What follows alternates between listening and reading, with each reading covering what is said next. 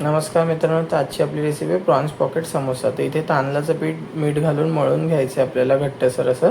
त्यानंतर पॅनमध्ये तेल गरम करायचं आहे. त्याच्यामध्ये बारीक चिरलेलं लसूण, कढीपत्ता, बारीक चिरलेला कांदा सर्व परतून घ्यायचं. त्यानंतर प्रॉन्सचा किमा घालायचा आहे आणि आपला आगरी मसाला, हळद, हिंग, गरम मसाला, मीठ घालायचं आणि परतवायचं आहे.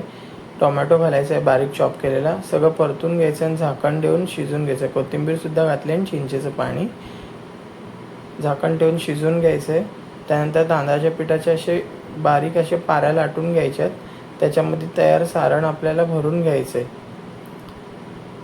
आणि अशा प्रकारे पॉकेट समोसा बनवून घ्यायचे सर्व. त्यानंतर हे सगळं आपल्याला तेलामध्ये फ्राय करून घ्यायचे दोन्ही बाजूने चांगले.